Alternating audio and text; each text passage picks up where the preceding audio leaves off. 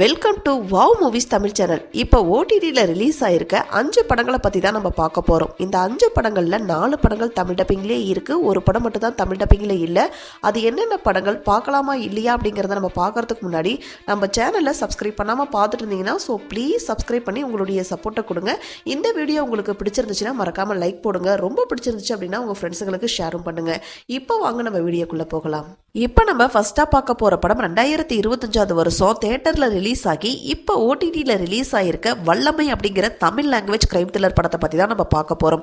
இந்த படத்துடைய one line story என்னன்னா, நம்ம படத்துடைய ஹீரோ அரியலூர் மாவட்டத்தில் இருக்கக்கூடிய ஒரு ஊரில் தான் வாழ்ந்துட்டு இருக்காரு. அவருக்கு ஒய்ஃப் இல்லை, ஒய்ஃப் இறந்து போயிட்டாங்க. கூட ஒரு பொண்ணு மட்டும் தான் இருக்காங்க. அந்த பொண்ணுக்கு ஒரு 14 வயசு இருக்கும். அந்த பொண்ணுடைய படிப்பு விஷயத்துக்காக சென்னைக்கு போகிறாரு. அங்கே இருக்கக்கூடிய ஒரு ஆட்டோ டிரைவருடைய ஹெல்ப் மூலமாக ஒரு போஸ்டர் ஓட்டக்கூடிய வேலை கிடைக்குது. அந்த வேலையை நைட்டும் பகலுமா செஞ்சுக்கிட்டு தன்னுடைய பொண்ணையும் பத்திரமா பார்த்துக்கிறாரு. பக்கத்தில் இருக்கக்கூடிய ஒரு கவர்மெண்ட் ஸ்கூலில் படிக்கவும் வைக்கிறாரு. எப்பயும் ஸ்கூல் முடிஞ்சு வர மாதிரி ஒரு நாள் அந்த பொண்ணு ஸ்கூல் முடிஞ்சு வீட்டுக்கு வரா. ஆனால் உடம்பு கண்டிஷனும் ரொம்ப மோசமாக இருக்கு. இதனால் பயந்து போன நம்ம ஹீரோ பக்கத்தில் இருக்கக்கூடிய ஒரு ஹாஸ்பிட்டலில் கொண்டு போய் சேர்க்கிறாரு. அந்த பொண்ணை செக் பண்ண டாக்டர் என்ன சொல்கிறாங்கன்னா, இந்த பொண்ணுக்கே தெரியாமல் யாரோ இந்த பொண்ணை பாலியல் ரீதியாக துன்புறுத்தி இருக்காங்க அப்படிங்கிற ஒரு விஷயத்த சொல்கிறாங்க.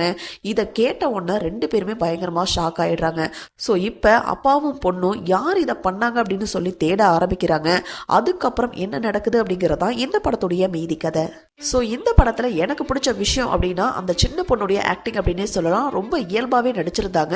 அடுத்ததாக ஹீரோவுடைய ஆக்டிங்கை பற்றி சொல்லணும்னா, இது வரைக்கும் காமெடியாகவே நம்ம பார்த்த பிரேம்ஜியை திடீர்னு நம்ம சீரியஸான ஒரு ரோலில் பார்க்கும்போது டக்குன்னு ஏற்றுக்க முடியல அப்படின்னாலும் போக போக இந்த கேரக்டருக்கு பக்காவாக பொருந்தி இருக்கார் அப்படின்னே சொல்லலாம். அடுத்ததாக டாக்டருடைய ஆக்டிங், 2 போலீஸுடைய ஆக்டிங் அப்படின்னு சொல்லிட்டு எல்லாத்தோடைய ஆக்டிங்கும் ரொம்ப சூப்பராகவே இருந்துச்சு.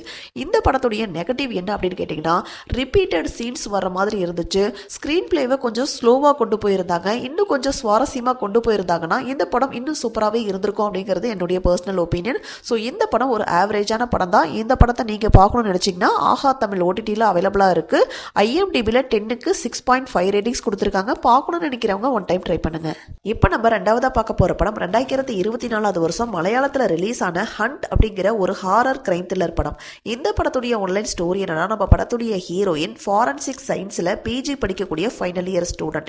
இவங்க இருக்கக்கூடிய அந்த ஊருக்குள்ள 2 பேர் ஏரியில் மீன் பிடிக்க போறாங்க. அவங்க வலையை வீசும்போது ஒரு பேரல் சிக்குது. அந்த பேரலுக்குள்ள கான்கிரீட் ஊத்தப்பட்ட நிலையில ஒரு ஸ்கெலிட்டன் இருக்கு. இந்த ஒரு விஷயத்த போலீஸ் கிட்ட சொல்றாங்க.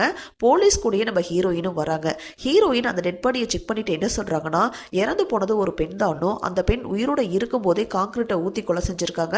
அந்த கான்கிரீட் மூக்குக்குள்ள போனதுனால தான் மூச்சடைச்சு இறந்து போயிருக்காங்க. அந்த பெண்ணுடைய வாய்க்குள்ள ஒரு டென்னிஸ் பால் வேற இருக்கு அப்படிங்கிற ஒரு விஷயத்த சொல்றாங்க. இந்த தகவலை கொடுத்து கொஞ்ச நாள்லயே நம்ம ஹீரோயினுக்கு நிறைய அமானுஷ்யமான சம்பவங்கள் நடக்குது. இந்த அமானுஷ்யமான சம்பவத்துக்கும் அந்த கேஸுக்கும் என்ன தொடர்பு, யார் அந்த இறந்து போன பொண்ணு, அந்த பொண்ணை யாரு கொலை செஞ்சாங்க அப்படிங்கிறத நம்ம ஹீரோயின் கண்டுபிடிச்சாங்களா இல்லையா அப்படிங்கிறதா இந்த படத்துடைய மீதி கதை. ஸோ இந்த படத்துடைய பாசிட்டிவ் என்னன்னா, ஆக்டிங் வைஸ் எல்லாத்தோடைய ஆக்டிங்கும் சூப்பராகவே இருந்துச்சு. இந்த படத்தில் வரக்கூடிய ட்விஸ்டும் இன்ட்ரெஸ்டிங்காக இருந்துச்சு. ஃபர்ஸ்ட் ஹாஃபும் ஓரளவுக்கு இன்ட்ரெஸ்டிங்காக தான் கொண்டு போயிருந்தாங்க. இந்த படம் பார்க்கறதுக்கு கோல்டு கேஸ் படத்தில் வந்த மாதிரியே ஹாரர் இன்வெஸ்டிகேஷன் கலந்த மாதிரியான ஒரு படம் தான். ஆனால் அந்த படம் அளவுக்கு இந்த படம் சுவாரஸ்யமாக இருந்துச்சா அப்படின்னு கேட்டிங்கன்னா அது ஒரு கேள்விக்குறி தான். ஏன்னா இந்த படத்துடைய ஸ்க்ரீன் பிளே இன்னும் கொஞ்சம் சுவாரஸ்யமாக இருந்திருந்தா இன்னுமே நல்லா இருந்திருக்கும் அப்படிங்கிறது என்னுடைய பர்சனல் ஒப்பீனியன். இந்த படம் ஒரு ஆவரேஜான படம் தான்.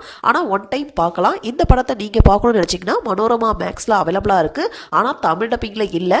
IMDbல 10க்கு 5.8 ரேட்டிங்ஸ் கொடுத்துருக்காங்க. பார்க்கணும்னு நினைக்கிறவங்க ஒன் டைம் ட்ரை பண்ணுங்கள். இப்போ நம்ம மூணாவதாக பார்க்க போகிற படம் 2025 வருஷம் ரிலீஸ் ஆன தெலுங்கு படமான சாரங்கபாணி ஜாதகம் அப்படிங்கிற ஒரு காமெடி கிரைம் த்ரில்லர் படம். இந்த படத்துடைய ஒன்லைன் ஸ்டோரி என்னன்னா, நம்ம படத்துடைய ஹீரோ ஜாதகத்தின் மேலே பயங்கர நம்பிக்கை உள்ளவராக இருக்காரு. காலையில் எந்திரிச்ச உடனே நியூஸ் பேப்பர்லேயோ இல்லை டிவிலேயோ ராசி பலனை பார்க்கறது தான் அவருடைய டெய்லி பழக்கம்.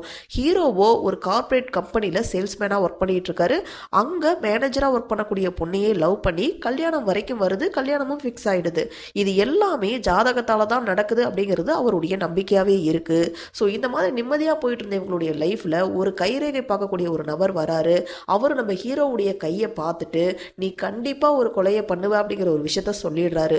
ஸோ அதுக்கப்புறம் நம்ம ஹீரோவுடைய லைஃப்பில் என்னென்ன விஷயங்கள்லாம் நடக்குது, அந்த கைரேகைக்காரர் சொன்ன மாதிரியே நம்ம ஹீரோ கொலையை பண்ணாரா இல்லையா அப்படிங்கிறது தான் இந்த படத்துடைய மீதி கதை. ஸோ இந்த படத்துடைய கான்செப்டே கொஞ்சம் வித்தியாசமாக தான் இருக்கும். சில இடங்களில் ஹியூமர் நல்லாவே ஒர்க் அவுட் ஆகிருக்கு. கிளைமேக்ஸு ப்ரீ கிளைமேக்ஸ்லலாம் காமெடி நல்லாவே இருந்துச்சு. ஸோ ஆக்டிங் வைஸ் இந்த படத்தில் நடிச்சிருந்த ஹீரோ ஹீரோயினுடைய ஆக்டிங்லாம் நல்லாவே இருந்துச்சு. போர் அடிச்சா பார்க்கக்கூடிய ஒரு ஆவரேஜான காமெடி கிரைம் த்ரில்லர் படம் தான். இந்த படத்தை நீங்கள் பார்க்கணும்னு நினச்சிங்கன்னா அமேசான் பிரைமில் தமிழ் டப்பிங்லேயே அவைலபிளாக இருக்குது. ஐஎம்டிபியில் 10க்கு 6.1 ரேட்டிங்ஸ் கொடுத்துருக்காங்க. பெருசாக அடல்ட் கண்டென்ட்லாம் இல்லை, ஃபேமிலியோடையே பார்க்கலாம். இப்போ நம்ம 4ஆவதாக பார்க்க போகிற படம் 2024 வருஷம் ரிலீஸ் ஆன இரேனிய படமான த சீட் ஆஃப் த சேக்ரெட் ஃபிக் அப்படிங்கிற ஒரு கிரைம் த்ரில்லர் படம். இந்த படமே உண்மை சம்பவத்தை மையமாக வச்சே தான் எடுத்திருக்காங்க. இந்த படத்துடைய ஒன்லைன் ஸ்டோரி என்னன்னா, நம்ம படத்துடைய ஹீரோ லாயராக இருப்பார். அவருக்கு ஒய்ஃபு 2 பொண்ணுங்க இருக்காங்க. அப்போ தான் அவருக்கு ஒரு ப்ரொமோஷனும் கிடைக்கும். அதாவது இன்வெஸ்டிகேட்டிவ் ஜட்ஜ் அப்படிங்கிற ஒரு பொசிஷன் கிடைக்கும். அவர் ஒரு சென்சிட்டிவான கேஸில் தீர்ப்பு கொடுக்கணும். அந்த தீர்ப்பும் சுப்பீரியர் என்ன சொல்கிறாங்களோ அந்த தீர்ப்பை தான் கொடுக்கணும். இந்த மாதிரியான ஒரு சுச்சுவேஷனில் அவர் எந்த ஒரு கேஸை ஹேண்டில் பண்ணுறாருன்னா, ஹிஜாப் அணியாததுனால ஒரு பொண்ணை அரெஸ்ட் பண்ணி ஜெயிலில் போட்டிருப்பாங்க. அந்த பொண்ணு அங்கேயே இறந்தும் போயிருப்பாங்க. இதனால் அந்த நாட்டு மக்கள் ஃபுல்லாகவே போராட்டம் பண்ணிட்டு இருப்பாங்க. இந்த மாதிரி சென்சிட்டிவான கேஸை ஹேண்டில் பண்ணுறாரு அப்படிங்கிறதுக்காக அவர்கிட்ட ஒரு கன்னை கொடுத்துருப்பாங்க. அந்த கன்னு ஒரு கட்டத்தில் காணாமல் போயிடும். ஸோ அதுக்கப்புறம் நம்ம ஹீரோ அந்த கன்னை கண்டுபிடிச்சாரா இல்லையா, இந்த மாதிரி சென்சிட்டிவான கேஸை ஹேண்டில் பண்ணுறதுனால அவங்களுடைய ஃபேமிலிக்கு வரக்கூடிய பிரச்சனைகள் தான் என்ன அப்படிங்கிறது தான் இந்த படத்துடைய மீதி கதை. ஸோ இந்த படம் உண்மை சம்பவத்தை மையமாக வச்சு எடுத்திருக்காங்க. இந்த படத்தை டைரக்ட் பண்ண டைரக்டருக்கு 8 வருஷம் ஜெயில் தண்டனையும் கொடுத்துருக்காங்க. ஆஸ்கார் அவார்டுக்கு நாமினேட் ஆன ஒரு படம் அப்படிங்கிறதையும் தெரிஞ்சுக்கோங்க. ஸோ இந்த படத்துடைய ஸ்க்ரீன் பிளேலாம் சூப்பராகவே இருக்கும். சில இடங்களில் த்ரில்லிங் ஃபேக்டரும் இருக்கும். பட் ஸ்லோவாக தான் இந்த படம் போகும். ஸ்லோவாக ஒரு த்ரில்லர் படம் பார்க்கணும்னு நினைக்கிறவங்க இந்த படத்தை தாராளமாக ஒன் டைம் ட்ரை பண்ணலாம். இந்த படத்தை நீங்கள் பார்க்கணும்னு நினச்சிங்கன்னா அமேசான் பிரைமில் தமிழ் டப்பிங்லேயே அவைலபிளாக இருக்குது. ஐஎம்டிபியில் 10க்கு 7.6 ரேட்டிங்ஸ் கொடுத்துருக்காங்க. இந்த படத்தில் சில வயலன்ஸ் காட்சிகளும் இருக்குது. ஸோ ஃபேமிலியோட பார்க்குறத அவாய்ட் பண்ணிக்கிங்க. இப்போ நம்ம லாஸ்ட்டாக பார்க்க போகிற படம் 2024 வருஷம் தமிழில் ரிலீஸ் ஆன பயமரியா பிரம்மை அப்படிங்கிற ஒரு கிரைம் த்ரில்லர் படம். இந்த படம் இப்போ தான் ஓடிடியில் ரிலீஸ் ஆயிருக்கு. இந்த படத்துடைய ஒன்லைன் ஸ்டோரி என்னன்னா, சாகித்ய அகாடமி விருது பெற்ற ஒரு ரைட்டரும் 25 வருஷத்தில் 96 கொலையை செஞ்ச ஒரு கொலைகாரனும் ஒரே இடத்துல மீட் பண்ணிக்கிறாங்க. அதாவது ரைட்டருக்கோ அந்த கொலைகாரனுடைய கதையை எழுதணும் அப்படிங்கிறது அவருடைய விருப்பம். அதுக்காக அவங்க 2 பேரும் மீட் பண்ணி பேசிக்கிறாங்க. அப்படி பேசும்போது அந்த கொலைகாரன் என்ன சொல்கிறான்னா, நான் கொலை செஞ்ச விதம் தான் சிறந்த படைப்பு, நான் தான் சிறந்த கலைஞன் அப்படின்னு சொல்றான். அதுக்கு ரைட்டர் என்ன சொல்றாருன்னா, கொலை எப்படி கலையாகும் அப்படின்னு சொல்லி கேட்க, இந்த மாதிரி ஆர்கியூமெண்ட்ல தான் இந்த கதையே ஸ்டார்ட் ஆகும். அந்த கொலைகாரன் எப்படி இந்த கொலையெல்லாம் பண்ணா அப்படிங்கிறத சொல்றது தான் இந்த படத்துடைய மீதி கதை. ஸோ இந்த படத்துடைய பாசிட்டிவ் என்னன்னா, நான் லீனியர் முறையில் தான் இந்த படத்தை எடுத்திருப்பாங்க. அதெல்லாம் கொஞ்சம் நல்லாவே இருந்துச்சு. படத்துடைய பர்ஃபார்மன்ஸை பற்றி சொல்லணும் அப்படின்னா எல்லாத்துடைய ஆக்டிங்கும் சூப்பராகவே இருந்துச்சு. இந்த படத்துடைய டைம் டியூரேஷன் பார்த்தீங்கன்னா 1.5 மணி நேரம் படம். ஆனால் 1.5 மணி நேரமும் எப்படா முடியும் அப்படிங்கிற அளவுக்கு பயங்கர ஸ்லோவாக தான் கொண்டு போயிருந்தாங்க. ஸ்க்ரீன் பிளேவை கன்ஃபியூஸ் ஆகிற மாதிரி எடுத்திருந்தாங்க. இன்னும் கொஞ்சம் சுவாரஸ்யமாக என்கேஜிங்காக எடுத்திருந்தா இன்னும் சூப்பரான ஒரு படமாகவே வந்திருக்கும் இந்த படம். ஸோ இந்த படம் எல்லாருக்கும் ஏற்ற மாதிரியான படமா அப்படின்னு கேட்டிங்கன்னா கொஞ்சம் டவுட்டு தான். ஸ்லோவான த்ரில்லர் படம் பார்க்க பிடிக்கும் அப்படின்னு சொல்கிறவங்க தாராளமாக இந்த படத்தை ஒன் டைம் ட்ரை பண்ணலாம். இந்த படத்தை நீங்கள் பார்க்கணும்னு நினச்சிங்கன்னா அமேசான் பிரைமில் தமிழ்லேயே அவைலபிளாக இருக்குது. ஐஎம்டிபியில் 10க்கு 8.3 ரேட்டிங்ஸ் கொடுத்துருக்காங்க. பார்க்கணும்னு நினைக்கிறவங்க ஒன் டைம் ட்ரை பண்ணுங்கள். ஸோ இதே மாதிரி சூப்பரான படங்களை பற்றி நீங்கள் தெரிஞ்சுக்கிறதுக்கு நம்ம வாவ் மூவிஸ் தமிழ் சேனலை மறக்காமல் சப்ஸ்கிரைப் பண்ணுங்கள், லைக் பண்ணுங்கள், ஷேர் பண்ணுங்கள், கமெண்ட் பண்ணுங்கள். தேங்க்யூ.